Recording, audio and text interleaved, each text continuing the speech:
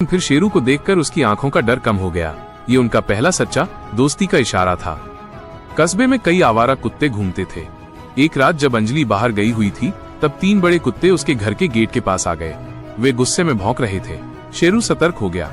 मिस्सी उस वक्त आंगन के कोने में थी।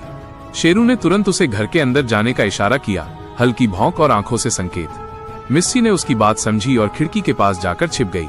शेरू ने बहादुरी दिखाते हुए उन कुत्तों को भगाने की कोशिश की। उसकी तेज भौंक सुनकर पड़ोसी भी बाहर आ गए और आखिरकार वे कुत्ते भाग खड़े हुए। उस रात के बाद मिस्सी का विश्वास शेरू पर और गहरा हो गया।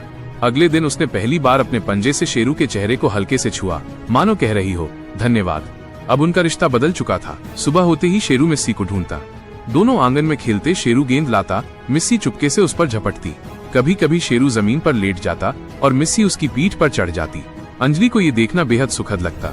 उसने महसूस किया कि 2 अलग अलग प्रजातियों के जानवर भी प्यार और भरोसे से साथ रह सकते हैं। धीरे धीरे मिस्सी ने शेरू से कई चीजें सीखी, जैसे अजनबियों की आहट पहचानना, आवाज पर प्रतिक्रिया देना। वहीं शेरू ने मिस्सी से धैर्य और शांत रहने की आदत सीखी। एक बार शेरू को गंभीर बुखार हो गया।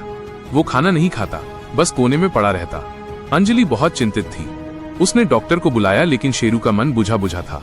मिस्सी ने उस समय जो किया, उसने सभी को चौंका दिया। वो शेरू के पास बैठी रहती, कभी उसकी नाक को हल्के से छूती, कभी उसके पास लेटकर धीरे धीरे गुर्राहट जैसी आवाज निकालती।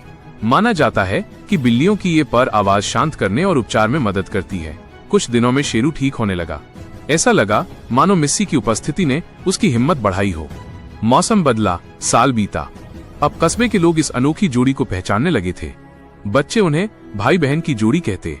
बाजार में जब अंजलि खरीदारी करने जाती तो दोनों पीछे पीछे चलते।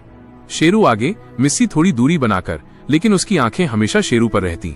बरसात में जब पानी भर जाता, शेरू मिस्सी को अपनी पीठ पर बैठाकर सूखी जगह तक ले जाता। सर्दियों में